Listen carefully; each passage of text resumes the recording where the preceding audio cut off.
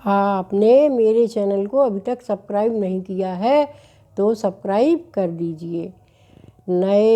आपको नए नए वीडियो देखने को मिल सकते हैं। आज मैं आपको संतोष का फल नामक कहानी सुना रही हूँ। एक गांव में बहुत सारे लोग रहते थे। वो बहुत अच्छे हिल मिल कर रहते थे। उस गांव में ही एक धनवान व्यक्ति रहता था। एक दिन उस गांव में अकाल पड़ा तो उसके पास बहुत अधिक धन था। तो वह किसान सोचने लगा कि अकाल पड़ रहा है और यहाँ पर सब लोग भूखों मर रहे हैं। अगर भूखों मर जाएंगे तो हमारे धंधे का क्या होगा। तो उसने कहा कि भैया सब लोग इतना खाना बनाओ और सबको एक एक रोटी दो। तो सब लोगों ने यही किया। बहुत से लोग आ गए रोटी बनाने और सबने रोटी बनाई और एक एक रोटी गांव के हर इंसान को देना शुरू कर दिया। तो क्या था कि रोटी लेने के लिए धक्का मुक्की होने लगी। एक बहुत छोटी सी लड़की थी। उसकी उम्र वही 16-17 साल की रही होगी। उसकी माँ बीमार थी तो वह लड़की दूर खड़ी रहती और जब सारी रोटियां बट जाती तो बाद में वह जाती और एक रोटी लाती और वह छोटी रोटी सबसे जो नीचे की रहती थी वही उसको मिल पाती। पर वह उसमें भी संतोष कर लेती। वह घर लाती और आधी रोटी अपनी माँ को खिला देती और आधी खुद खा लेती। इसी तरह बहुत दिन तक यह क्रम चलता रहा।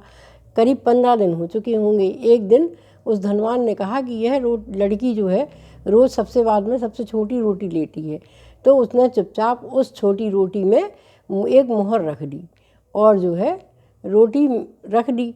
सब लोगों ने ले ली बड़ी बड़ी रोटियां और चले गए।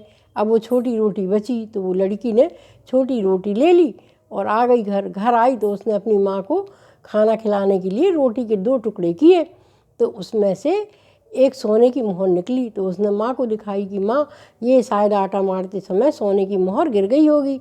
तो उसकी माँ ने कहा कि हाँ ये मोहर ले जाओ और तुम उस धनवान सेठ को वापस कर आओ, क्योंकि वह इतने सारे लोगों को खाना खिला रहा है तो एक मोहर से तो एक दिन का खाना आ जाएगा, सबको उसमें इतनी रोटियां मिल जाएंगी। तो उसने कहा ठीक है। तो वह दौड़ी दौड़ी गई और सेठ जी से कहने लगी कि आप ये अपना एक मोहर ले लीजिए, आटा मारते समय हो सकता है कि आटे में गिर गई हो धोखे से। तो उसने कहा कि नहीं, ये तुम्हारे संतोष का फल है। वह धनवान उस लड़की को आजमा रहा था कि वाकई में यह सच्ची और सुंदर तो है ही, कैसी लड़की है। तो उस लड़की ने कहा कि नहीं, आप अपनी मोहर ले लीजिए, मुझे तो संतोष का फल रोज़ ही मिल जाता है, क्योंकि मुझे गांव वालों के धक्के नहीं खाना पड़ते हैं और मैं चुपचाप एक कोने में खड़ी रहती हूँ और मुझे एक रोटी मिल जाती है तो मैं अपनी आधी रोटी माँ को खिला देती हूँ और आधी रोटी मैं खा लेती हूँ। तो हम लोगों का जीवन चल रहा है, आप अपनी मोहर वापस ले लीजिए। तो उस धनवान को उस लड़की की बात बहुत अच्छी लगी और धनवान ने जाकर उसकी माँ से कहा कि आप अपनी बेटी की शादी मेरे साथ करना चाहेंगी क्या। तो उस माँ ने कहा कि हम आपको अपनी लड़की तो दे सकते हैं पर मेरी सेवा कौन करेगा। तो उस धनवान ने कहा कि नहीं, हम आपके लिए रहने खाने की व्यवस्था अलग कर देते हैं और आप अपनी लड़की से हमारी शादी करवा दीजिए, क्योंकि इतना सारा धन देखकर कोई को भी लालच आ सकता है। आपकी लड़की को बहुत अधिक संतोष है और ईमानदार है। तो उसकी माँ ने अपनी बेटी की शादी उस धनवान पुरुष से कर दी और दोनों सुख से रहने लगे और उनके यहाँ नन्हे मुन्ने बच्चे भी हो गए।